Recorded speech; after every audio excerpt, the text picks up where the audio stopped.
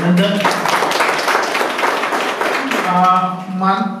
वैयक्तिक शत्रुत्व असण्याचा काही प्रश्नच नाहीये. वैचारिक मतभेद असू शकतात आणि आपण जर चर्चा केली तर काही मतभेद आपल्याला दूर सुद्धा करता येतात.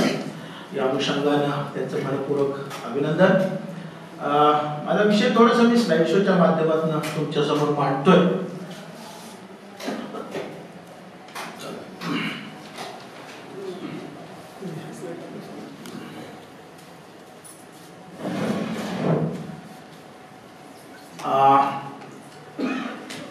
श्रद्धा असण्याला अंधश्रद्धा निर्मूलन समितीचा अजिबात विरोध नाही आहे. विश्वास ठेवतो आपण, श्रद्धा ठेवतो. त्या श्रद्धेचं परिमार्जन करणं, त्याचं अनुकरण करणं हे घटनादत्त कर्तव्य आहे. आपल्याला तो अधिकार आहे. त्यामुळे त्याच्याबद्दल ऑब्जेक्शन असण्याचं अंधश्रद्धा निर्मूलन समितीचं काही कारण. पण एखादी श्रद्धा जर शोषणाला कारणीभूत ठरत असेल, आर्थिक, मानसिक आणि शारीरिक, तर मात्र अंधश्रद्धा निर्मूलन समिती तिथं हस्तक्षेप करणार. आणि या पद्धतीनं जर कुठं अशा घटना घडत असतील तर त्याच्यामध्ये आमचा हस्तक्षेप असेल. ज्योतिष प्रामुख्याने ज्या विषयाशी निगडित आहे, ग्रह तारे, जन्मवेळ आणि जन्मवेळेला असणारी ग्रहांची स्थिती की जे मानवी आयुष्याशी निगडित आहे, अशा 3 विषयाच्या अनुषंगाने हे ज्योतिष आहे असेल तर ठीक आहे. पण आमचा विरोध जो आहे याच्यामध्ये ज्या नंतरच्या काही घटना आलेल्या आहेत, ज्या येतात की ज्या शोषणाला कारणीभूत ठरतात, की ज्याचा आज फार समाजामध्ये प्रचंड प्रभाव आहे आणि त्यामुळे ग्रामीण समाज असो, शहरी समाज असो नाडवला जातोय, त्याच्याबद्दल मात्र आपण ठाम भूमिका घेण्याची गरज आहे. ती आपण घ्याल अशी अपेक्षा व्यक्त करतो. मी माझी मांडणी करतो. प्रामुख्यानं हे ग्रह ताऱ्यांशी निगडीत आहेत. पण आपण जर शाळेतल्या मुलांना प्रश्न विचारला, मंगळ बघितलाय का शनी बघितलाय, तर उत्तर येत नाही. नाही बघितलेलं म्हणतात. की जे 3री 4थीला शिकवलेलं असतं की आकाशात ग्रह दिसतात, पण तुम्ही आम्ही कुणीच सांगितले नाही, शिक्षकांनी सांगितले नाही. त्यामुळं मंगळाचा प्रभाव असण्यापेक्षा कडक मंगळाचा प्रभाव जास्त पडलेला आहे. तर तो कडक मंगळ कसा आहे त्याच्याकडे जाण्यापूर्वी आपण जर मंगळ दाखवला असता तर ऐश्वर्यानं सुद्धा झाडाबरोबर लग्न केलं नसतं. पण ते तिला करावं लागलं कारण तिला मंगळ कधी बघितलेला नव्हता. 5 ग्रह उघड्या डोळ्याने दिसतात हे शालेय वयामध्ये आमच्या शिक्षकांनीच आम्हाला कधी सांगितलं नाही. त्यामुळे यांचा प्रभाव आमच्यावरती जास्त पडला गेला. आणि प्रामुख्यानं ग्रहांशी निगडीत आहे, दुसरं ताऱ्यांशी निगडीत आहे. ते तारे म्हणजे दुसरे सूर्य आहेत हे सुद्धा आम्हाला कधी सांगितलं गेलं नाही. आणि हे दुसरे सूर्य आपल्यापासून प्रचंड लांब आहेत. आपला सूर्य आपल्यापासून 15 कोटी किलोमीटर वरती आहे. पण हे बाकीचे सूर्य आपल्यापासून प्रचंड लांब आहेत. की जो शाळेमध्ये शिकवला जातो आपल्यापासून दुसरा जवळचा सूर्य जो आहे ज्याला मित्र तारा म्हणतात, तो फक्त 4 प्रकाश वर्ष दूर आहे. आपला सूर्य आपल्यापासून 15 कोटी वरती असला तर प्रकाशाला 8 मिनिटं लागतात. 7वी 8वीला शिकवलेला आहे.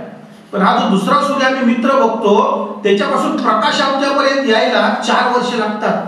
प्रकाशाचा वेग प्रचंड आहे, सेकंदाला 3 लाख किलोमीटर. हे वरचे ग्रह झाले, तारे झाले. आणि मगाशी दाखवले ते मंगळ वगैरे असतील, शनी, ज्यातला मंगळावरती आम्ही आत्ताच यान पाठवलं गेल्या 24 सप्टेंबरला. त्या मंगळावरती नाही उतरलं, मंगळावरती फिरायला लागलं. ते यान 7 कोटी किलोमीटरवरच्या मंगळावरती जायला 300 दिवस लागले. पण कडक मंगळ मात्र आमच्या पत्रिकेमध्ये ठाण मांडून बसलेला आहे. तो आम्ही घालवू शकलेलो नाही. रास म्हणजे काय आम्हाला कधी सांगितलं. हे रास आणि नक्षत्र हे आमच्या पुस्तकामध्ये 3रीच्या पुस्तकामध्ये आहे, मराठीच्या पुस्तकामध्ये नक्षत्र अश्विनी भरणी कृतिका.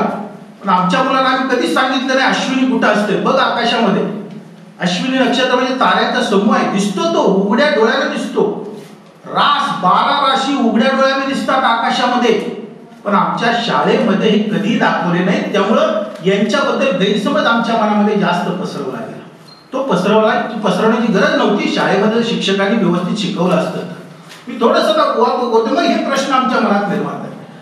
पुन्हा जे ग्रह तारे आम्ही ग्रह बघितले नाहीत कधी, मंगळ शनी, पण तो कुंडलीमध्ये आला होता. ही जी कुंडली आमच्या आईवडिलांना कळत नाही, आम्हाला कळत नाही, काही ठराविक लोकांनाच कळते. ती कुंडली जर समजावून सांगितली असती तर कुंडलीवरती विश्वास न बसता ग्रह तारे काय भानगडे त्याच्यावरती विश्वास जास्त बसला असता. मंगळ दाखवला असता, कडक मंगळाच्या फेऱ्यामध्ये आम्ही अडकलो नसतो. शनी दाखवला असता तर शनीची कडी बघितली असती. 7.5च्या फेऱ्यात अडकलो नसतो. ती 7.5 कशी आहे ती समजावून सांगितली असती ना. 7.5 कशी काढतात ते समजलं असतं तर त्याने विचार केला असता ना, बाबा ठेवायचा का विश्वास का नाही ठेवायचा. पण ती कधीच सांगितली नाही. फक्त एवढं सांगितलं जातं की तुला 7.5 आहे, तुला कडक मंगळ आहे.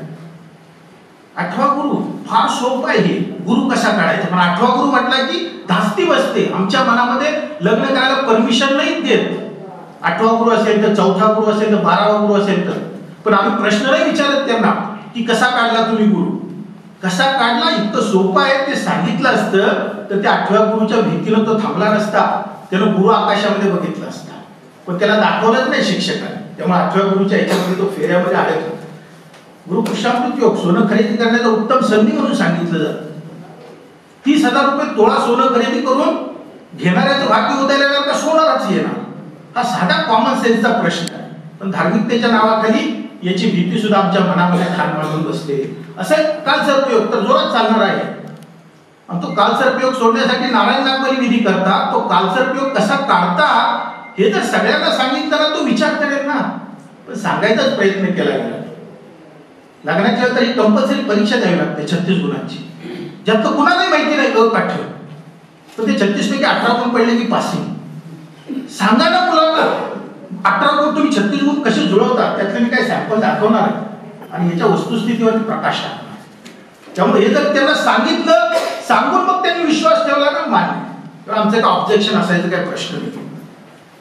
मी फक्त विश्व ज्याला आम्ही ब्रह्मांड म्हणतो ते कुठंपर्यंत गेले, आम्ही नुसतं ग्रह ताऱ्यांच्या प्रत्येक मर्यादित नाही राहण्याची गरज. ग्रह ताऱ्यांची पलीकडे आणखी काही विश्व आहे त्याच्यामध्ये आम्ही गेलोच नाही. हा नुसता एक छोटासा स्लाइड शो मी तुम्हाला 5 मिनिटांमध्ये घेऊन आणून दाखवतो. मी आता 0.1 मिलीमीटर अंतरावरती आहे. 0.1 मिलीमीटर अंतरावर मी एका वस्तूचा फोटो काढलाय. समजा ही वस्तू आहे, या वस्तूचा फोटो काढलाय आणि हा फोटो काढण्यासाठी माझ्याकडे कॅमेरा आहे. नंतर हळूहळू कॅमेरा मी पाठीमागे घेत गेलो, 10 पटीनं पाठीमागे नेला.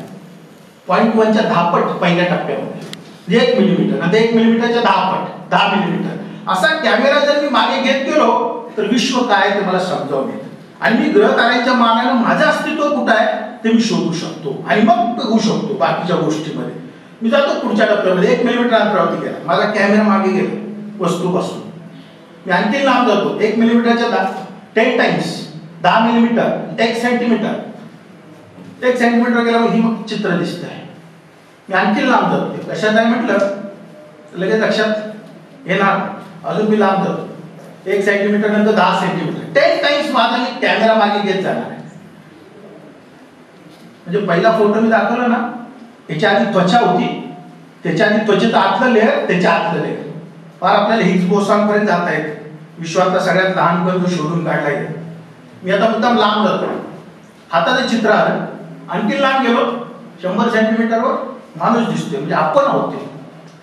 आणखी लांब गेलो, सगळं कॉमन सेन्स आहे. कॅमेरा मागे गेलो तर ज्याला फोकस केला तो छोटा होत जाणार आणि बाकीचा एरिया जास्त दिसणार. आणखी लांब माणसाचं अस्तित्व बघा, 10 मीटरवरती आहे. आणखी लांब गेलो, 100 मीटरवर, इकडे 6 पदरी रस्ता आहे, 6 लाईन, इकडे बोटी आहे, पाण्याचा भाग आहे. मी आणखी लांब गेलो, इथल्या ज्या माणसाला फोकस केला होता तो माणूस गायब झाला. माणसाचं अस्तित्व किती नगण्य इथं लक्षात येते. लक्षात केवळ 1 किलोमीटरवरती जो माणूस गायब होतो त्याचा आम्ही भविष्य ग्रह ताऱ्यांशी निगडीत काळात निघालो. अजून लांब निघालो, 10 किलोमीटर आपण इथं आहे, हा समुद्र आहे. आणखी लांब जातो, इथं आहे आपण. आणखी लांब जातो, इथं आहे आपण.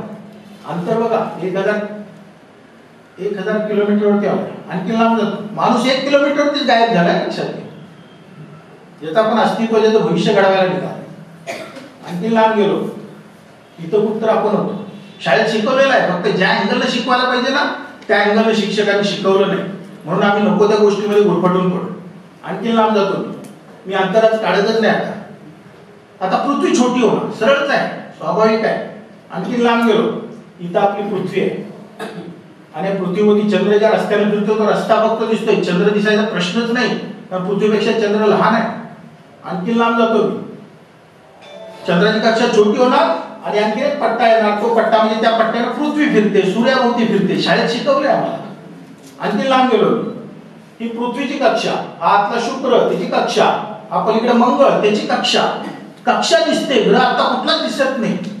आणि ज्या माणसाला आम्ही फोकस केला होता तो कधीच गायब झाला. आणखी लांब गेलो, सूर्यमाला येणार. शिकलोय आम्ही 3री 4थी पासून सगळे इथं बसलेले शिकलेले आहे. आणखी लांब गेलो, ही आली टोटल सूर्यमाला. आणखी लांब होतो, ही सूर्यमाला, सूर्याने त्याच्यामध्ये फिरणारे 8 ग्रह. आपण शाळेला असताना 9 ग्रह शिकलो. 9वा प्लुटो आपण काढून टाकला 2006 साली. कारण प्लुटोचा आकारमान आणि वस्तुमान इतर ग्रहांच्या मानाने कमी आहे. आणि प्लुटो उघड्या डोळ्याने दिसत नाही, त्याला टेलिस्कोप मधून बघावं लागतं. टेलिस्कोपचा शोध विज्ञानाने लावला. विज्ञानाने लावल्यानंतर कुंडलीमध्ये आला. आता 2006 साली आम्ही काढून टाकलाय, कुंडलीत अजून गेलेला नाही. युरेनस नेपच्यून टेलिस्कोपच्या शोधानंतर शोध लागले, उघड्या डोळ्याने दिसत नाहीत. मग पत्रिकेमध्ये आले कुठनं? विज्ञानाने शोध लावल्यानंतर. आणि ते कुठे सांगायचं असेल तर टेलिस्कोप मधूनच बघावं लागेल, त्याशिवाय तुम्हाला सांगता येणार नाही. हा साला इतिहास आणखी लांब जातो. एक ठिपका म्हणजे नुसती सूर्यमाला आहे, सोलर सिस्टीम. सूर्य आणि त्याच्याभोवती फिरणारे 8 ग्रह, आणि हे बाकीचे ठिपके म्हणजे दुसऱ्या सूर्यमाला आहेत की ज्या दिसतात उघड्या डोळ्यानं. सूर्य नुसते ठिपके म्हणजे सूर्यमाला आहेत. पीके चित्रपटात जो आमिर खान येतो ना, तो दुसऱ्या सूर्यावरून येतो. दुसऱ्या सूर्य, त्याच्याभोवती फिरणारे 8 ग्रह, काही ग्रह असतील, याच्याभोवती फिरणारे ग्रह असतील. मग तिथं सुद्धा पृथ्वीसारखी जीवसृष्टी असेल, किती ठिकाणी असेल कल्पना करा. आणखी लांब जातो मी. सूर्यमालांची संख्या प्रचंड आहे. यातला प्रत्येक पांढरा ठिपका म्हणजे सूर्यमाला आहे. प्रत्येक वरती जे बघतोय आपण, हे काही काल्पनिक चित्र नाही. रात्री उघड्या डोळ्यानं वर बघितलं की जे असंख्य ठिपके दिसतात ते म्हणजे सूर्यमाला आहे, असंख्य सूर्यमाला. पण शाळेमध्ये आपल्याला शिकवलं twinkle twinkle little star, how I wonder what you are. त्याच्या पलीकडे नाही काय शिकवलं आपल्याला. आणखी लांब जातो. सूर्यमालांची संख्या प्रचंड आहे. त्यातला प्रत्येक पांढरा स्पॉट म्हणजे सूर्यमाला. 8वीच्या पुस्तकातलं चित्र आहे. आकाशगंगा, दीर्घिका. आपल्या दीर्घिकेमध्ये 600 अब्ज सूर्य आहेत. या 600 अब्ज सूर्यांच्या पैकी आपला सूर्य किरकोळ आहे. आणि ते किरकोळ असणाऱ्या सूर्याभोवती 8 ग्रह फिरत आहेत. त्यातला पृथ्वी, आशिया, भारत, मग पुणे काय असेल आणि आपलं अस्तित्व शोधा. आणखी लांब जातो मी. हे फक्त उघड्या डोळ्याने दिसत नाही, याला टेलिस्कोप मधून बघावं लागतं. ह्याच्या आधीपर्यंतची स्लाइड सगळी उघड्या डोळ्याने दिसते तुम्हाला. ही दीर्घिका, ही दुसरी दीर्घिका आहे, ती सुद्धा 8वीच्या पुस्तकामध्ये आहे. आपल्या दीर्घिकेला सगळ्यात जवळची दीर्घिका देवयानी, अँड्रोमेडा. तिच्यामध्ये 400 अब्ज सूर्य आहेत. ही विश्व आहे.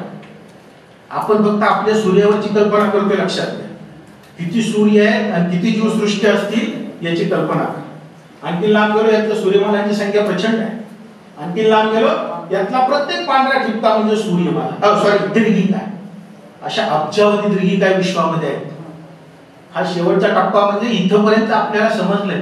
विज्ञान असं मानतं याच्या पलीकडे आणखी विश्व असण्याची शक्यता आहे, आपण नाकारत नाही. पण भविष्यामध्ये ज्यावेळेला आपल्याकडे वेग येईल, त्या वेगाने जर आपण आणखी कल्पना केली तर ह्याच्या पलीकडचे विश्व आपल्याला समजू शकेल. विज्ञान नम्र आहे. आम्हाला एवढं समजलं, ह्याच्या पलीकडचं आम्ही समजावून घेऊ आणि दुसऱ्याला सांगण्याचा प्रयत्न करू. आणखी लांब जातो म्हणजे हे विश्वाचं शेवटचं टोक की ज्याच्यामध्ये अब्जावधी दीर्घिका आहे. त्यातली आपली दीर्घिका जिच्यामध्ये 600 अब्ज सूर्य आहेत. त्यातला आपला सूर्य किरकोळ आहे. त्या किरकोळ असणाऱ्या सूर्यामध्ये 8 ग्रह फिरतात. त्यातली पृथ्वी आणि मग माणसाच्या अस्तित्वाकडे. या विश्वाच्या अफाट पसाऱ्यात मानवाचं स्थान अत्यंत नगण्य आहे. पण तोच नगण्य माणूस या विश्वाचा वेध घेतो हे तितकंच खरं. फक्त त्या माणसाला एकमेकाशी माणसासारखं वागण्याची गरज आहे. पण माणसाला जर राक्षस आणि इतर काही जर उपाध्या मिळत असतील तर आपण जरा चिकित्सकपणे त्याचा विचार करायला पाहिजे. आपल्यात त्यांना राक्षस या उपाधी मिळालेल्या आहेत, ते मी तुम्हाला पुढच्या टप्प्यामध्ये दाखवून देतो. हे सुरू होते. ग्रह ताऱ्यांनीच मांडलेलं आहे पत्रिका. मला माहित नाही कॉमन मॅनला तर यात अजिबात कळत नाही, पण याच्यावरती प्रचंड विश्वास आहे. पत्रिका जुळत नाही, पत्रिका जुळते एवढंच त्याला कळतं. पण कशी जुळवली, कशी जुळत नाही कधी विचारत नाही. जुळवणं फार सोपं आहे, फक्त ते प्रत्येक तपासून घेण्याची गरज आहे. हे दाखवलं तर माझ्याकडे निश्चित समजावून सांग. सूर्यमाला बघितली आम्ही. एकंदर सूर्यमाला 100 किलोची गृहीत धरली. एकटा सूर्य 99.86 किलोचा. वाईट 14 मध्ये सगळी फटकन आहे. त्यातला आपल्या पृथ्वीच्या वाट्याला किती बघा, आणि आपल्या माणसाच्या वाट्याला किती बघा. आणि मग हे बाकीचे ग्रह तारे आमच्या जीवनात काय रोल खेळणार आहेत का करायचा विचार. खगोलाचं ज्ञान, ग्रह ताऱ्यांचं ज्ञान, रास नक्षत्रांचं ज्ञान पूर्वीच्या माणसाला चांगलं होतं. पूर्वज याच्या बाबतीमध्ये एक्सपर्ट. अजिबात ऑब्जेक्शन नाही, आमचे ऑब्जेक्शन. म्हणजे ग्रह ताऱ्यांचं खरं तर पर्याय नव्हता त्या काळामध्ये, घड्याळ नव्हती. त्या काळामध्ये वरचे ग्रह तारे बघायचं आणि आपली दैनंदिन कामं निगडीत करायची. शेतकऱ्याचं तरी फार जवळच होतं. पेरणी कधी करायची, कापणी कधी करायची ही कामं तो वरचे ग्रह तारे बघून करायचा. चुकीचं नव्हतं अजिबात. पण लेखणी त्याच्या हातामध्ये नव्हती.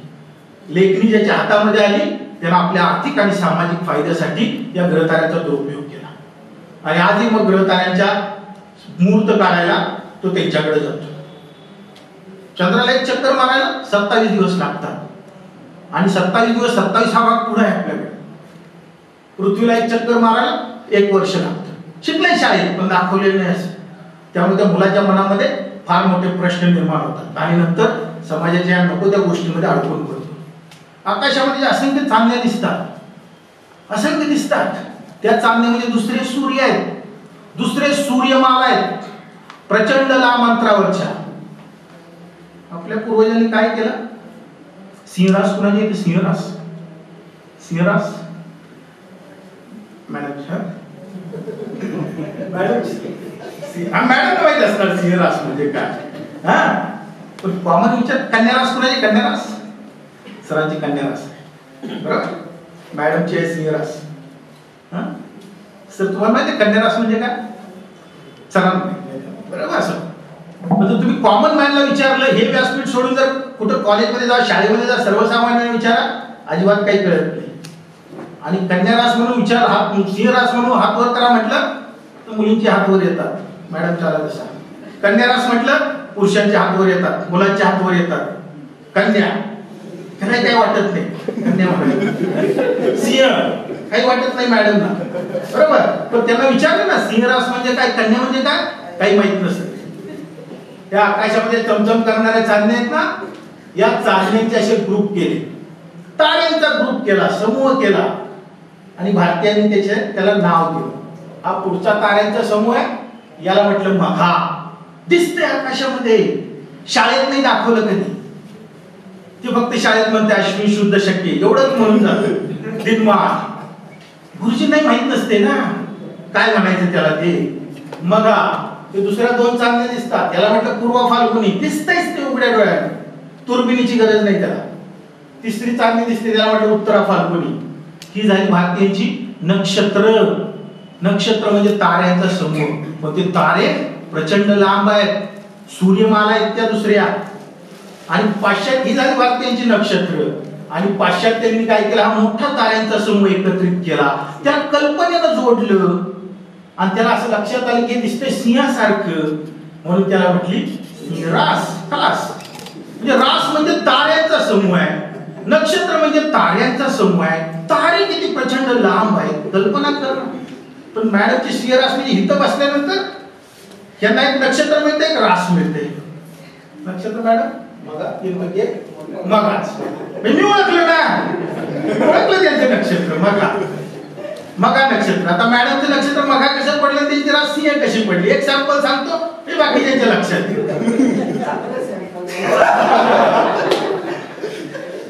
चंद्राला एक चक्कर मारायला 27 दिवस लागतात. पाठीमागचे आकाशाचे भाग केले, भारतीयांनी 27 भाग केले आणि त्या प्रत्येक भागाला म्हटलं नक्षत्र. पाश्चात्यांनी काय केलं? मोठा एरिया धरला, 12 भाग केले, 12 राशी झाल्या. पण ते प्रचंड लांब आहे, त्याचा चंद्राचा काही संबंध नाही. चंद्र 3,84,000 वरती आहे, किलोमीटर वरती. ते नक्षत्र आहे 520 प्रकाश वर्ष अंतरावरती. कल्पनाच करू शकत नाही. पण असो 27 भाग काढला. आणि कॅलेंडर मध्ये रोज एक नक्षत्र असते बघा, अश्विनी, भरणी, कृतिका, रोहिणी. म्हणजे काय काही माहित नसते, कॅलेंडर अडकवायचं एवढं खरं. आज अश्विनी लिहिलंय समजा, तर आज काय ओळखायचं आपण? आजचा चंद्र अश्विनी नक्षत्रात आहे, असतोच. हे निरीक्षण अजिबात आमचं ऑब्जेक्शन नाही याच्याबद्दल. पूर्वज आणि हे काही लगेचचं निरीक्षण आलेलं लक्षात घ्या. पूर्वजांच्या असंख्य पिढ्या त्याच्यामध्ये गेलेल्या आहेत, सगळ्यांचं निरीक्षण करण्यामध्ये. हा येतोय कधी, जातोय कधी. चंद्र तिथं आहेच तो अश्विनी नक्षत्रात, फक्त एरिया वेग फार मोठा आहे, त्याचा संबंध नाही. पण लावला त्यानं, त्याचं चुकीचं नव्हतं. आणि आज समजा पुष्य नक्षत्र आहे, म्हणजे कॅलेंडर मध्ये लिहिलंय पुष्य नक्षत्र, हा, आणि आज चुकून गुरुवार आहे, तर फर्स्ट क्लास योग येतो, गुरु पुष्यामृत योग, सोनं खरेदी करण्याचा भाग्याचा दिवस. आता मला सांगा, तो चंद्र आहे 3,84,000 वर, ते पुष्य नक्षत्र आहे 520 प्रकाश वर्षाच्या आसपास अंतरावरती. सोन्याची खाण कुठं, सोनाचं दुकान कुठं, तू कुठं, तुझं भविष्य कुठं? 30,000 रुपये तोळा सोनं खरेदी करून सोनाराचंच भाग्य उदयाला येणार, येणारच कसं येईल? मला गुरुपुषामृत योग तुम्ही आणला, आमचा अजिबात ऑब्जेक्शन नाही. आमचं ऑब्जेक्शन आहे आमचं गरीब शेतकरी कष्टकरी त्याला वाटतंय माझं भाग्य उदयाला, म्हणून ते कर्ज काढतंय, 30,000 तोळा सोनं खरेदी करते, 4 दिवसांनी 26,000 वरती येते. कुणाचा तोटा आहे? तोटा कुणाचा आहे? आम्ही विचार करायला पाहिजे ना. मॅडमच्या नक्षत्राकडे येतो. आज कॅलेंडर मध्ये समजा मघा नक्षत्र लिहिलंय, कॅलेंडर मध्ये आहे मघा नक्षत्र, बरोबर, आणि आज चुकून मॅडमचा जन्म झाला तर मॅडमचं नक्षत्र होतंय मघा, आणि ते मघा नक्षत्र कुठल्या राशीमध्ये आहे? सिंह. 12 स्टॉप आहेत हे, आहेतच, अजिबात ऑब्जेक्शन नाही, 12 स्टॉप आहेतच तिथं. म्हणजे मॅडमचं नक्षत्र झालं मघा, त्याची रास झाली सिंह. म्हणजे मघा नक्षत्र मिळवायला किंवा सिंह रास मिळवायला मॅडमला काय करावं लागलं का? जस्ट एंट्री टाकली, एक रास मिळते एक नक्षत्र मिळते, बरोबर ना. आणि मॅडम जातात भविष्य बघायला, जरा मोठ्या जरा कॉलेजला निघाल्या, सकाळ बघतात चांगला पती मिळेल, लोकमत बघतात पुरुषापासून बघतात का नाही मला सांगा? बघतातच. कारण पण मॅडमला माहितीये का रास म्हणजे काय? मॅडमला माहित नाही का रास म्हणजे काय, नक्षत्र म्हणजे काय? सांगा ना मुलांना, नक्षत्र असं आहे, रास अशी आहे. मग त्याला विचार करू दे काय करायचं ते, कुठलं पेपर मधलं बघायचं भविष्य. आणि हे आहेच, हे आमचं ह्याच्याबद्दल अजिबात ऑब्जेक्शन नाही. पूर्वजांनी हे जे केलं ना, त्यांनी आकाशाचे भाग केले, आपल्या माहितीसाठी केले, चुकीचं नाही अजिबात. चुकीचं पुढचं आहे. हे कुंडली मांडते, आले एंट्री केल्या की नाही, ठरत नाही. ही आयुष्याच्या शेवटपर्यंत असते. आपल्या बायोडाटा तर सध्या कंपल्सरी आहे. लग्नाच्या वेळेला तर ह्याचं अजिबात चालत नाही दुसरं काही, बरोबर. आणि ह्याच्यामध्ये घरं पण कशी केली त्यांनी, आडवी तिडवी, बरोबर की नाही. त्यामुळे आपल्याला भीती वाटते. यांना 12 घर करायची होती, तो उभे 4 कॉलम आडव्या 3 रो, सोपं झालं असतं की नाही? समजलं असतं ना, पण समजलं असतं इथं तर नाही काय हो, समजू द्यायचं असं नाही करू चालणार. आज जगातलं पाहिजे ते ज्ञान दुसऱ्याला समजवण्याची स्पर्धा सुरू आहे. आम्ही काढले हे बघ तपासून घे, तुला योग्य वाटलं तर घे, पण नाही जाणीवपूर्वक असं आडवं तिडवं करायचं काय नाही. कडक मंगळ काढणार आहे मी आता, कडक मंगळाकडे जातोय मी. याला स्थान म्हणतात, त्याला प्रथम स्थान म्हणतात. हा, त्यालाच प्रथम का म्हणायचं विचारायचं नाही. ज्यांनी तयार केलं त्यांना तो अधिकार. प्रश्न विचारायला अजिबात चॅलेंज नाही, चालणार नाही. द्वितीय तृतीय चतुर्थ असं ओळीनं करत. आणि नंतर प्रत्येकात वेगवेगळा आकडा, 4 आकडा इथं आलाय. म्हणजे मॅडमच्या जन्माच्या वेळेला 4 नंबरची रास उगवत होती पूर्वेला. सांगा ना ह्यांना, असं असं मी काढले तयार करून. होती तो उगवत होतीच ती, तुम्ही कधी बघू शकता. हे काही चुकीचं नाही. 4 नंबरची रास उगवतच होती ती जन्माच्या वेळेला, आणि ओळीनं 5 6 7 8 येतात, बरोबर. आणि आता कुंडली म्हणजे काय?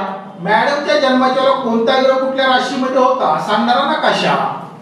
12 स्टॉप आहेत, अलीकडून ग्रह फिरतायत, चंद्र फिरतोय, कुठल्या राशीमध्ये होता तर सांगणारा नकाशा.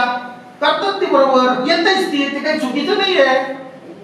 4 नंबरच्या राशीमध्ये रवी होता, म्हणजे सूर्य होता, म्हणजे यांच्या जन्माच्या वेळेला सूर्य उगवत होता, तिथंच होत. मकर संक्रांत म्हणजे काय? आज मकर संक्रांत झाली ना 15. दर 15 तारखेच्या दरम्यान सूर्य रास बदलत असतो. सूर्य फिरत नाही, पृथ्वी फिरते सूर्याभोवती. पाठीमागे रास आहेत, 12 भाग आहेत, बरोबर. इथं पृथ्वी आहे, इथं सूर्य असतो, आणि पाठीमागे रास असते मकर. म्हणजे आम्ही काय म्हणणार, सूर्यानं मकर राशीमध्ये प्रवेश केला. 12 महिने 12 राशी, प्रत्येक महिन्यामध्ये सूर्य तिथं असतोच हो. चुकीचं नाही ते, अजिबात चुकीचं नाही. पण समजावून नाही सांगितलं मी. प्लुटो टाकला 8 नंबरच्या राशीमध्ये. प्लुटो शोधला कोणी? विज्ञानाने शोधला. प्लुटो काढून टाकला कोणी? आम्हीच काढला, कारण आम्ही काही क्रायटेरिया लावला त्याच्यामध्ये. पण ह्यांनी अजून काढलेलं नाही त्याच्यामध्ये. राहू केतू फार जबरदस्त ग्रह आहे, सगळ्यात नाही. यांनी सुद्धा विचार करायला जबरदस्त ग्रह टाकले. शाळेमध्ये कुठेही अभ्यासक्रमामध्ये राहू केतू नाही आहेत. आम्ही प्रश्नच नाही विचारला शेवटपर्यंत कधी राहू केतू आले कुठनं, विचारायला पाहिजे. तर ह्याच्यावरतीच कालचा उपयोग येतोय पुढचा. ते काल्पनिक बिंदू आहे. 7 नंबरच्या राशीमध्ये मंगळ काय असेल त्या त्या ग्रहामध्ये टाकून सोडलं आणि पूर्ण लिहित नाहीत. मंगळ असं नाही लिहित, मुद्दाम मग घालून टिंब कळणार ना, कळू नये यासाठी व्यवस्था. असं नाही चालत, सगळं कळायला पाहिजे एकमेकांना. टाकली झाली कुंडली तयार झालं. 5 नंबरच्या राशीमध्ये चंद्र होताच होतो. पण आता मला सांगा, तुम्ही प्रत्येकाची कुंडली जाऊन घरी बघा. मॅडमच्या जन्माच्या ती कुंडली काढली, पण मॅडमच्या ग्रहावरती आहेत तो प्रू नावाचा पृथ्वी कुठे दिसते का तुम्हाला? बघा तिथं. आणि जी पृथ्वी मॅडमचं भविष्य घडवते, जन्म देते, लग्न पुढं काय संसार सगळं निर्माण करते, त्या पृथ्वीला या कुंडलीमध्ये स्थानच नाही. पण त्यांचं दुसरं ऑब्जेक्शन येते, म्हणजे त्याचं स्पष्टीकरण असं आहे, पृथ्वीमध्ये आहे, सेंटरला पृथ्वी आहे, पृथ्वीमध्ये आहे का? पृथ्वी सूर्यभोवती म्हणजे पृथ्वीभोवती सगळं फिरते का? ते गॅलिलिओला तुरुंगामध्ये जावं लागलं ना. आणि आम्ही शाळेमध्ये सुद्धा शिकलोय, सूर्यमध्ये आहे बाबा, सूर्यमध्ये आहे आणि सूर्याभोवती सगळं फिरतंय, म्हणजे पृथ्वी केंद्रित सिद्धांत आहे यांचा. चुकीचा आहे. आणि पृथ्वी ज्या ग्रहावरती आमच्या मॅडम राहतात, ती जी पृथ्वी भविष्य घडवते तिला इथं स्थानच नाही, अजिबात नाही चालणार. कडक मंगळ काढतात आता. साधं एवढं वाक्य आहे, जन्मकुंडलीत प्रथम, चतुर्थ, सप्तम, अष्टम, द्वादश यापैकी कुठल्याही स्थानात मंगळ आला तर कडक मंगळ. आमचं ऑब्जेक्शन आहे यालाच. कुणी ठरवलीच ना? इथं आलं तर मंगळाने सांगितलं का? मंगळाने सांगितलं इथं तिथं बसून इथं मी आलो की मला कडक ठरवा म्हणून? कडक मंगळ हे स्थान, याला प्रथम स्थान म्हणतात. हे प्रथम, हे द्वितीय, हे तृतीय, हे चतुर्थ. चतुर्थ स्थानात मंगळ आलाय, झाला कडक मंगळ. ऐश्वर्याला कडक मंगळ होता असाच. वडाच्या झाडावर लग्न लावलं तिनं. कॉमन मॅनला करता येत नाही कडक मंगळ, केवळ एका वाक्यावर ते ठरलं. आणि परत आणखीन काही दुरुस्त आहे त्याच्यामध्ये. कडक मंगळ मुलाला असेल तर चालतंय, पुरुष प्रधान संस्कृती. आणि कडक मंगळ जर मुलीला असेल तर अत्यंत धोकादायक. तिला कडक मंगळवालाच मुलगा, दुसरा कुठलाच चॉईस नाही. काय म्हणजे कोणी ठरवलं हे? म्हणजे निर्माण करता पुरुष होता हे त्याचं सत्य आहे. स्त्री पुरुष असमानता, पुरुषाला वेगळा नाही, स्त्रीला वेगळा नाही चालणार. आज लोकशाही व्यवस्था आहे. कडक मंगळ किती सोपं आहे मला सांगा. कुंडली एकदा तुमच्या लक्षात आली की तुमचं सगळं तुम्ही डोलारा 36 गुणापर्यंत जाऊ शकता. कुठेही दुसरीकडे जायची गरज नाही, पण ते तपासायची गरज आहे. मंगळ दाखवायला पाहिजे. अरे मंगळात ध्यान पाठवलं, 300 दिवस लागले. 300 दिवस अजून ते मंगळावरती आपण पोहोचू शकत नाही. आपल्याकडे ती टेक्नॉलॉजी नाही आहे, पण बाकीची यानं गेलेली आहे. पण तो कडक मंगळ याने कसा काढला? 7 कोटी किलोमीटरचा मंगळ याने कसा काढला कडक म्हणून? आम्ही प्रश्न विचारत नाही. आणि प्रश्न न विचारल्यामुळे हे चालते पुढे आहे असं चालते. मंगळ कोणाला दाखवणार? 3री 4थीला. तो तांबडा काय मंगळ विचारले की चांगली आता दिसते पश्चिमेला, मंगळ दिसतोय आता, शुक्र गेला आता मावळला, गुरु पहाटे दिसतो, शनी दिसतो पहाटे, दिसतोय आता, पण नाही दाखवले. हा जोरात सध्या जोरात चालतो. समजा ही कुंडली मॅडमचीच आहे ग्रहित करा, बरोबर? या कुंडलीमध्ये काय झालं माहिती का? राहू आणि केतूच्या एकाच बाजूला सगळे ग्रह आले, एकाच बाजूला. येणार ना, येणार की कॉमन आहे. कुंडली म्हणजे आकाशामध्ये कोणता ग्रह कुठल्या राशीमध्ये सांगणारा नकाशा आहे का नाही? मग समजा हे एकाच बाजूला ग्रह आले तर ते काय म्हणतात? राहू ती केतू एक मोठा साप आहे आणि तो साप असा वेटोळा घालून बसतो आणि अजिबात सोडत नाही कुंडलीवाल्याला. पण सोडतो कधी? नारायण नाग बलिविधी केला की त्र्यंबकेश्वरला जायचं, नागाची सोन्याची मूर्ती करायची, जप करायचा, तप करायचा आणि दान करायची. एकदा का दान दिली की सापाला मिळते, आपण सुटायचं. काय भारी योग आहे मला सांगा. योग घडवणारे पण तेच, सोडवणारे पण तेच.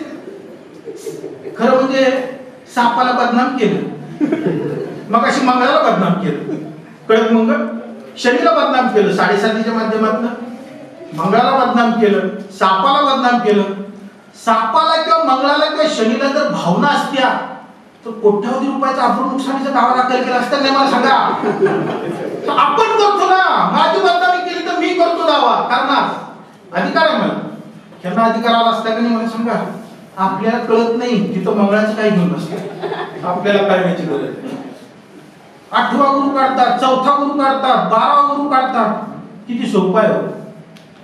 आत्ता गुरु आहे ना फिरतोय, आत्ता गुरु कर्क राशीमध्ये आहेच तिथं.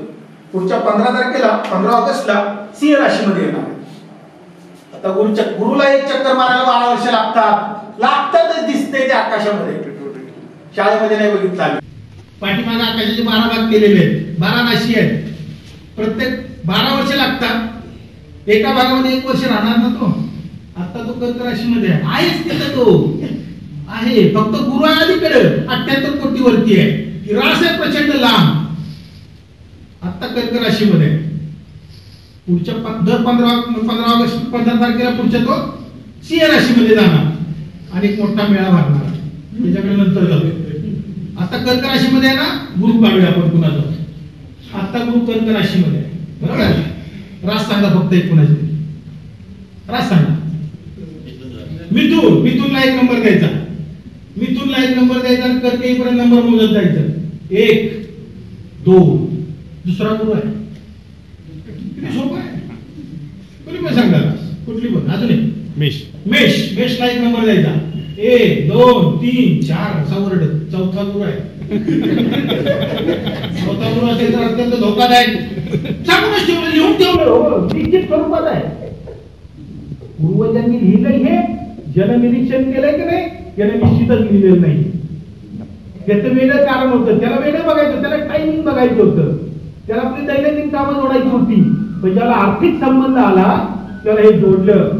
त्याला सांगितलं चौथा गुरु असला की त्यांनी लिहून ठेवलं. अत्यंत धोकादायक. आणि आम्ही विचारलं ना कसा धोकादायक म्हणून. गुरु दाखव ना. मग कसा धोका करतो मी बघतो त्याच्याकडे, बरोबर नाही विचारला. आणि हे जोरात फॅड आहे सध्या, लक्षात घ्या. 90च्या पूर्वी आमच्या वयाचे शाळेमध्ये होते ना, त्यांनी आपलं तपासून बघा त्या काळात ह्याचं प्रस्थ किती होतं आणि आज किती प्रस्थ वाढलेलं आहे. याची कारण वेगळी आहे. आज अतिशय असुरक्षितता आहे, मान्य आहे मला. पण त्या असुरक्षिततेसाठी हा शॉर्टकट नव्हे, सगळ्यात धोकादायक शॉर्टकट आहे. कुंभमेळा येणार, प्रचंड गर्दी करणार, 10-15 लाख साधू होणार तिथं. शाही स्नान लाईव्ह टेलिकास्ट आम्ही बघणार. शाही स्नान लाईव्ह टेलिकास्ट काही पट्टी मुद्दाम टाकलेली आहे, तुम्हाला सगळं माहिती आहेच. हे लाईव्ह टेलिकास्ट गव्हर्नमेंट करते.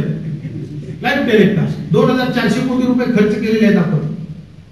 शेतकऱ्यांची आत्महत्या होतात, तिथं पैसे द्यायला म्हणजे तिथं त्यांना मदत करायला पैसे नसतात. इथं मात्र रेडीमेड सगळं मिळते, गव्हर्नमेंट करून देते. ह्याचं शाही स्नान काय बघायचं मला सांगा. विचार करायला पाहिजे ना आम्ही. शाही स्नान बघण्याची काही गरज आहे. आणि एखादा आंघोळी गेलं तर काय पाण्याची अवस्था काय होईल, काय अवस्था होईल. आम्ही शाळेमध्ये शिकवणार पाणी अत्यंत पवित्र असतं, त्यात अजिबात कचरा टाकू नका, निर्माल्य टाकू नका. हे शिक्षक एका बाजूला शाळेत शिकवणार आणि तेच एका बाजूला गव्हर्नमेंट आम्हाला दाखवणार. किती दुटप्पीपणे आम्ही हे करणार, सहन करणार, याचा विचार करण्याची गरज आहे. ही परंपरा आपली वेगळी, संत परंपरा. यातला कुठलाही तुम्हाला उघडा असा गेलाय रांगोळीचं गाण करत बसलाय कधी बघितलं पिक्चर मध्ये किंवा त्यांच्या काय त्या ह्याच्यामध्ये त्यांच्या अभंगामध्ये कुठं काय आलंय आंघोळीला जावं आणि असं करत बसा. समाज सुधारण्याचं काम या सगळ्या संतांनी केलं. पण ह्यांच्या शिक्षणावर आपण अक्षरशः गोळा फिरवला आणि नको त्या गोष्टीमध्ये अडकलो. आणि सगळ्यात जास्त शिकलेली पिढी याच्यामध्ये अडकलेली. हा सगळ्यात त्यातला धोका आहे. सांगतो सांगसाठी नाही सांगता तर माझी वेळ पण संपली. 36 गुण सांगतो, सॅम्पल सांगतो. 36 गुणांची कुणालाच माहिती नाही बरं का. महाराष्ट्रामध्ये आम्ही जिथे जिथे कार्यक्रम करतो ना, गुण कसे जुळवतात अजिबात माहिती नाही. पण गुण जुळवलेच जातात. 18 गुणाच्या पेक्षा मार्क पडले नाही जास्त तर लग्न होत नाही. सांगूया ना आपण गुण कसे जुळवले ते. गुणांची वर्गवारी आहे. 1 2 3 8 गुणापर्यंत आहे. मार्किंग सिस्टीम आहे, चांगली सिस्टमॅटिकली केली चढत्या क्रमाने. 1 गुण आहे वर्णगुणाला 1 मार्क आहे. वर्णगुणाचं टेबल आहे पंचांगामध्ये, बुकीत नाही. पंचांग प्रत्येकाच्या घरामध्ये आहे. संस्कृतीचा ठेवा म्हणून ठेवलेला पण तपासून घ्यायचं फक्त. वर मुलगा, तिथे 4 नाव आहेत, विप्र क्षत्रिय वैश्य शूद्र. इकडे नाव आहेत वधू, विप्र क्षत्रिय वैश्य शूद्र. कशाची नाव आहेत ती? वर्ण व्यवस्थेची नाव आहेत. वर्ण व्यवस्था नष्ट झाली म्हणतो, अजिबात नाही. गुण जुळवायला जात असतो तर आपण वर्ण व्यवस्थेचं समर्थन करतो. 1 मार्कासाठी आहे ते. पण टेबल काय सांगते बघा. मुलगा विप्र म्हणजे ब्राह्मण, पण विप्रच लिहिलेला आहे पंचांगामध्ये. विप्र मुलगा जर ब्राह्मण असेल तर कुठल्या वर्गाची मुलगी केली ते 1 मार्क आहे. ऐक ना बघा. मुलगा जर क्षत्रिय असेल तर क्षत्रिय वैश्य किंवा शूद्र मुलगी केली ती 1 मार्क आहे. मुलगा वैश्य असेल तर वैश्य किंवा शूद्र मुलगी केली ती 1 मार्क आहे. आणि मुलगा जर शूद्र असेल तर शूद्रच मुलगी, त्याला दुसरा कुठलाच चॉईस नाही. शूद्राला भाजण्यासारखी गोष्ट नाही. खरं म्हणजे आज शूद्राला शूद्र लेखतंय, जाती व्यवस्थेचं समर्थन करतं, वर्ण व्यवस्थेचं समर्थन करतं. म्हणजे वरच्या वर्गातल्या मुलानं खालच्या वर्गातल्या मुलीशी लग्न केलं तर चालतं, एक मार्क आहे.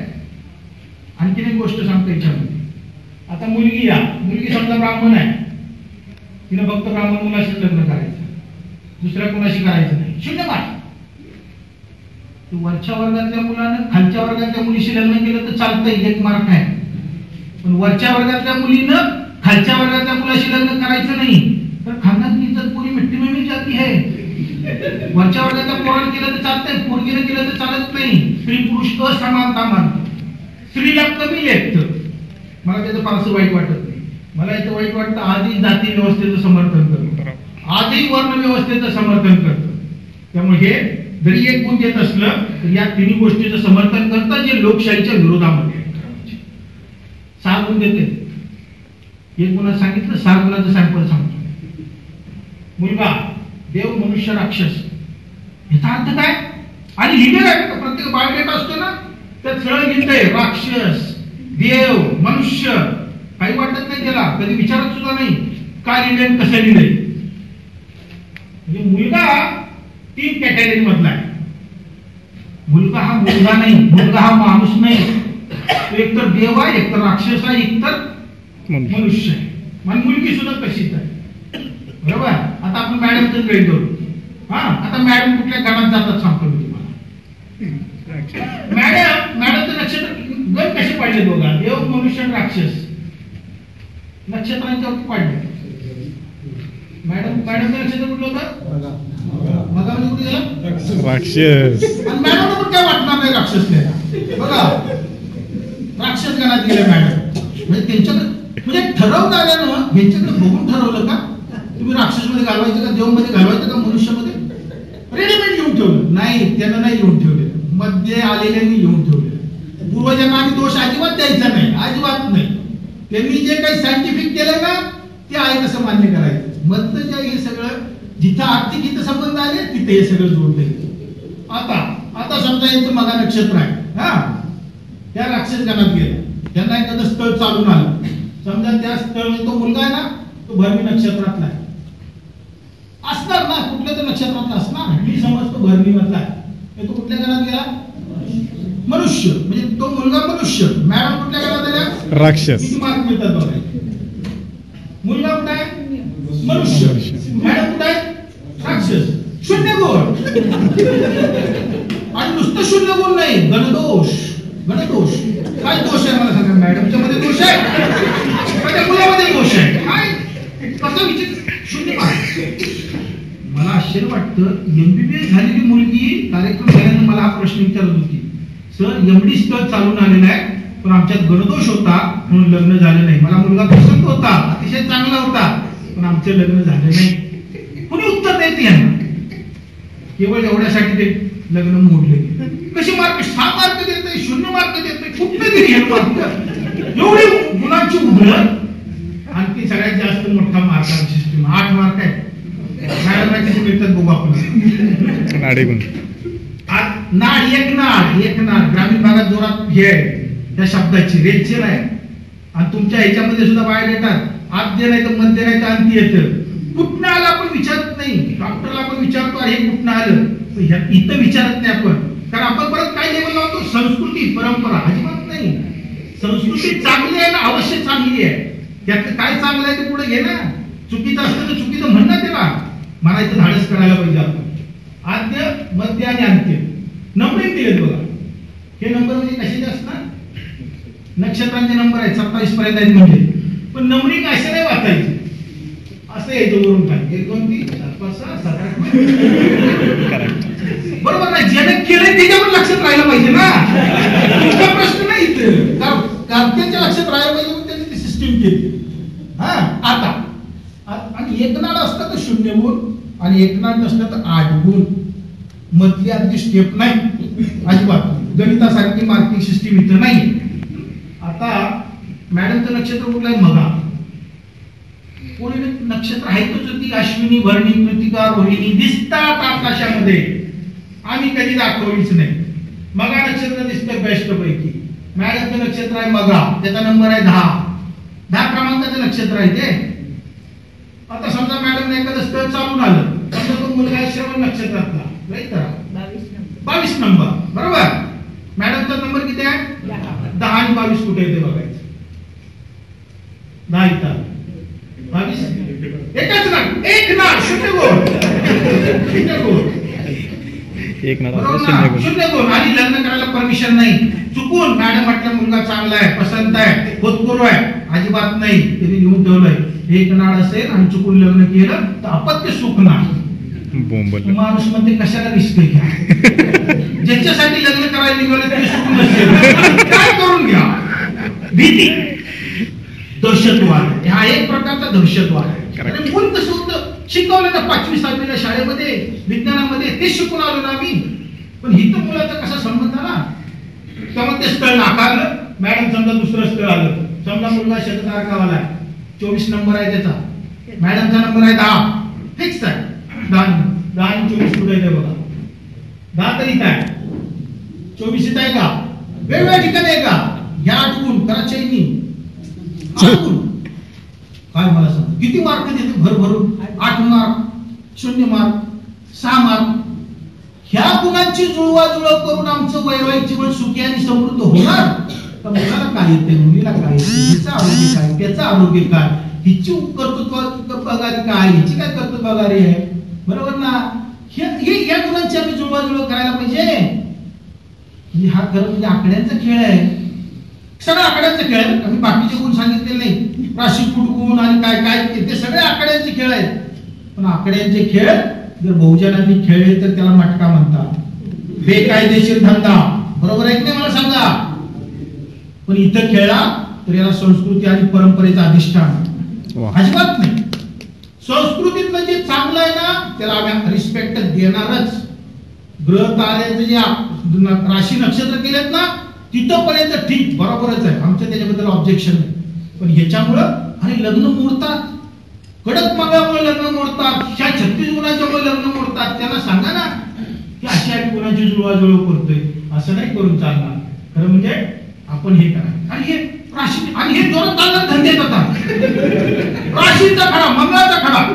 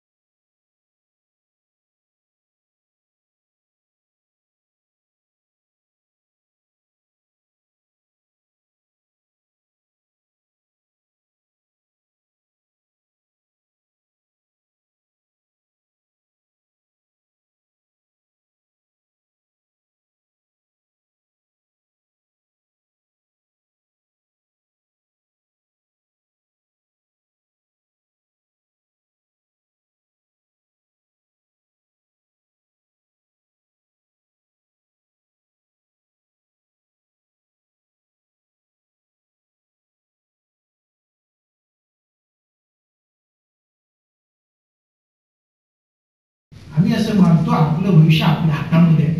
मन, मेंदू आणि मनगट. मनामध्ये किती सुंदर विचार आहेत, हृदयामध्ये काय धगधगते, मनगटामध्ये किती जोर आहे आणि त्याला आजूबाजूची परिस्थिती किती सपोर्ट करते, याच्यावरती आपलं भविष्य घडणार आहे. आणि ही व्यवस्था माणसानंच निर्माण केलेली आहे.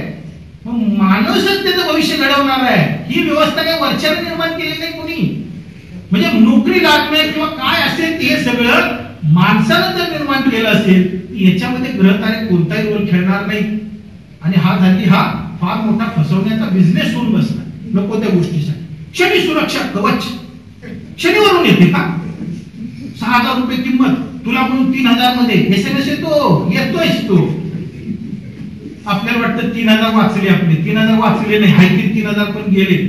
शनी सुरक्षा कवच, अशी सुरक्षा होते का आपली? अशी जर सुरक्षा होत असती तर गव्हर्नमेंटनं सगळी सुरक्षा कवच भारत पाकिस्तान बॉर्डर ठेवली असती. कशाला पर्सनल सुरक्षा करताय? काय असेल ती एकदाची देशाची होऊन जाऊ दे, झालं असतं ना. नाही, आम्ही याचा परिणाम कॉमन मॅनवरती काय होतो? प्रत्येक घाबरलेल्या अवस्थेमध्ये.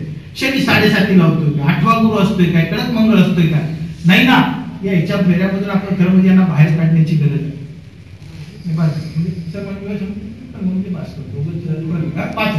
खाली जोरात एक खेळ निगडीत आहे, पृथ्वीशी निगडीत आहे म्हणून सांगतो मी तुम्हाला. जोरात ती जाहिरात होती याची, बरोबर आहे ना. विषयांच्यावरती आधारित स्वयंपाक करते मी आग्नेला पाहिजे, बरोबर ना. मला सांग, कुठं संशोधन केलं? कुठं संशोधन केलं? ते झोपडपट्टीमध्ये तरी काही जागा सुद्धा नसते, त्याला पुत्रप्राप्ती होते. सकाळी सांगते FM रेडिओवरती, मला वाटतं बऱ्याच सगळ्याच ठिकाणी आहे ती टोमॅटो मिरची घ्या नाही तर टोमॅटो घ्या, सगळीकडे सुरू आहे. अग्नेश प्रमुख दरवाजे असतात, मुलं मुली पळून जातात, पोरं पुरी काही दिशापूर फिरून जातात. काय पोरगी बापाला म्हणणार राहत माझं पश्चिम निघाले. स्नान जर पूर्वेस असेल तर भरपूर धनलाभ होतो. आंघोळीची जागा आणि पैसा मिळणे याचा काही संबंध नाही. यांनी लावला कारण यांना पैसा, आणि हे आधी शिकलेल्यांचं फॅड आहे, तथाकथित सुशिक्षितांचं फॅड आहे आणि जोरात चलती आहे. माणसं इंजिनियरला विचारत नाही, पहिले यांना रेफर करतात. शौचालयाची पश्चिमेकडे असा, आणि आपण का मानतो माहितीये का? त्याने लिहून ठेवले किंवा सांगतात, शौचालय पूर्वेला असेल तर डायबिटीस होईल, शौचालय उत्तरेला असेल तर हार्ट अटॅक येईल, आणि शौचालय दक्षिणेला असेल तर कॅन्सर होईल. माणूस म्हणते कशाला दिसते घ्या, पश्चिमेला बांधा म्हणते, बांधते पश्चिमेला. स्वतः विचार करत नाही. हल्ली असल्या प्रतिमा आहेत आपल्या घरामध्ये, त्याला काय म्हणतात? Happy man. त्याच्याकडे कोण हॅपी वाटते का मला? आणि या प्रतिमारून माझं घर आनंदी होणार का? साधा विचार करा ना. अरे या प्रतिमारून माझं घर आनंदी होणार? अरे ज्यांनी माणूस घडवला, माणसाची वागणूक द्यायला शिकवलं, अशांच्या प्रतिमा आमच्या घरामध्ये काय होतात, चावतात का? मला सांगा. याच पुण्यामध्ये महात्मा फुलेंनी शाळा काढल्या नसत्या तर बहुजनाची पोरं शिकली असते का? मला सांगा. सावित्रीबाईंनी अंगावरती शेर दगड गोटे खाल्ले, त्या सावित्रीबाईंनी शाळा काढली नसती की इथं महिला तुम्हाला अजिबात दिसल्या नसते. याच पुण्यात, मी बाहेरचं नाव सांगत नाही तुम्हाला. आणि आमच्या धर्मव्यवस्थेने यांच्या अंगावरती मारेकरी घातले, दगड गोटे घातले. म्हणजे आम्ही समाज सुधारकांचं काही देणंच लागत नाही, अशातला प्रकार आहे. अरे गाडीचा मला कालपर्यंतचा माणूस 1954 पर्यंतचा कोट्यावधीची संपत्ती गोळा केली, पण ती सगळी संपत्ती या कर्मवीर पाटलांना दिली, रयत शिक्षण संस्थेला दिली. म्हणून रयत शिक्षण संस्थेची वसतिगृह उभा राहिली, म्हणून बहुजनांची पोरं शिकली. आज तुम्ही कराडला गेला तर गाडगे महाराज कॉलेज आहे, तिथं सगळी संपत्ती त्यांना दिली. आणि ही मिळाली म्हणून तर आम्ही शिकलो. माणसाला माणसामध्ये आणण्याचं काम ह्यांनी केलं. यांच्या प्रतिमा आमच्या घरामध्ये नाही, पण ज्यानं माणसासाठी काहीच केलं नाही अशा चित्रविचित्र प्रतिमाने आपण आपलं घर भरवलेलं आहे. आपण जरा विचार करण्याची गरज आहे. आता मी फक्त ते टेस्टिंग करणार आहे की शौचालय कुणीकडे बांधा म्हटलं, पश्चिमेला बांधा. आणि आपल्याला येतं 3री पासून शिकवले गुरुजी. हा 3रीच्या पुस्तकात दिवस रात्र काय होते, पृथ्वी स्वतःभोवती फिरते, 24 तासात एक चक्कर मारते. पण पृथ्वी जर स्वतःभोवती 24 तासात एक चक्कर मारते तर आपलं घर कुठं आहे? तर पृथ्वीवरतीच आहे का नाही? मग ती पृथ्वी फिरते तर घर फिरणार का नाही? त्या घरातलं शौचालय कुठं आहे? पृथ्वीवरच आहे ना. शौचालय पण फिरणार का नाही? फिरणार किंवा नाही म्हणून काय करणार? अजून सुद्धा लक्षात आलं. आणि मुळात पृथ्वी केवढी आहे बघा, पृथ्वी केवढी आहे, सूर्य केवढा आहे, 110 पट मोठा सूर्य आहे. मग पृथ्वीवरचं जर मग घर दाखवायचं ठरवलं, समजा आमचा हा निलेश आहे, निलेशचं घर दाखवायचं ठरवलं तर केवढं घर दाखवता येईल मला सांगा? त्या घरातलं शौचालय केवढं येईल बघा. पण जरा तुम्हाला समजावून जरा मी उलट करतो, पृथ्वी मोठी करतो आणि सूर्य छोटा करतो. हा सूर्य इथं आहे, ही पृथ्वी इथं आहे, हे निलेशचं घर. शौचालय कुठे बांधा म्हटलं वास्तुशास्त्राने तथाकथित पश्चिमेला बांधा. सूर्य जर इकडे असेल तर पश्चिम दिशा इकडे आली का?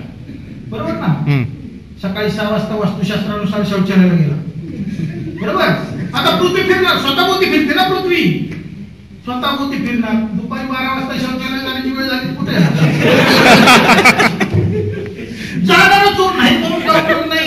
फोटो घेतो आम्ही अनेक लक्षात घ्यायचं. सूर्य उगवला, सूर्य डोक्यावर आला, सूर्य मावळला, अजिबात नाही. सूर्याला गरज नाही, सूर्य आहे तिथंच आहे. आम्ही फिरतो म्हणून सूर्य उगवतो, आम्ही फिरतो म्हणून सूर्य डोक्यावर येतो, आम्ही फिरतो म्हणून सूर्य मावळतो. चुकून संध्याकाळी 6 वाजता शौचालयाला जाण्याची वेळ आली तर शौचालय जाणार कोणीकडे? शौचालय पकडणारी इकडची दिशा, गॅस पाईपलाईन पकडणार तिकडची दिशा, पकडणारच ती, पकडणार. संध्याकाळी 6 नंतर आज जेवला, रात्री 12ला पोटात कळ आली तर जाणारच. तुम्ही किती नाही म्हटला तर त्या पृथ्वीला दुसऱ्या दिवशी उगवायचंय ना, असं करताय. आणि दुसऱ्या दिवशी सकाळी 6 वाजता वास्तुशास्त्रानुसार शौचालयात जाणार. होणार का नाही? 24 तासात ही अवस्था होणारच, होणारच. अजून मी तुम्हाला सांगितलं नाही, जशी स्वतःभोवती फिरते तशी सूर्याभोवती आणि फिरते. काय विचित्र अवस्था होती शौचालयाची. आणि मला सांगा, शेतकरी फार हुशार असतात.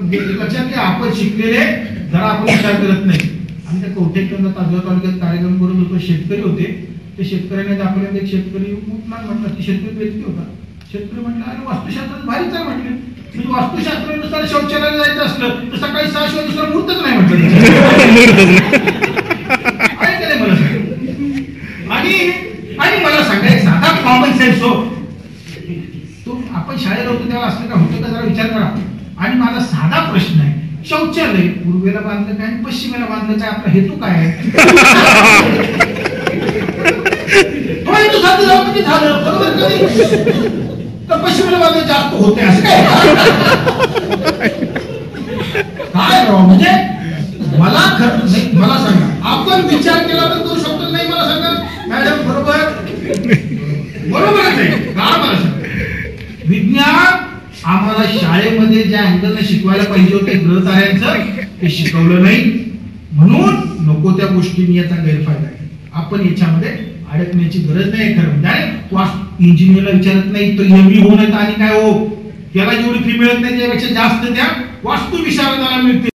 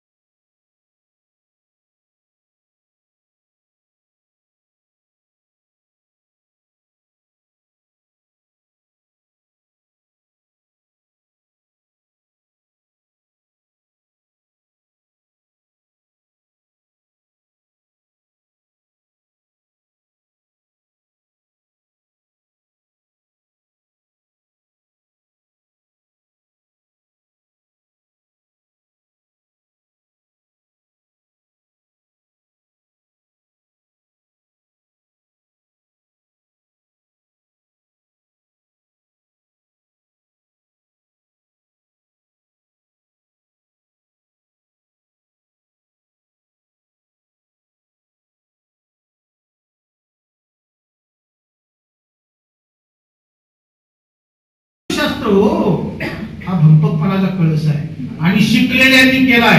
अजिबात अडाणी अशिक्षित शेतकरी शेतमजूर कष्टकरी याच्यामध्ये अजिबात अडकत नाही, कारण त्याची एकच खोली आहे, bedroom kitchen all in one. पण त्याला सुद्धा आता भीती वाटायला लागली, मी जर असं नाही बांधलं तर माझं काहीतरी वाटतं. काय मला सांगूया ना आपण या गोष्टी. आपण बराच वेळ माझा सहन केला आणि मला संयोजकांनी संधी दिली, तर म्हणजे मी खरंच तकादार सरांचं मनपूर्वक आभार व्यक्त करतो. म्हणजे असली टोकाची भूमिका आम्हाला मांडायची, त्यांना माहिती याची कल्पना आम्ही काय मांडतो ती मांडण्याची संधी त्यांनी दिली आणि आपण सगळ्यांनी शांतपणे ऐकून घेतलं, त्याबद्दल आपण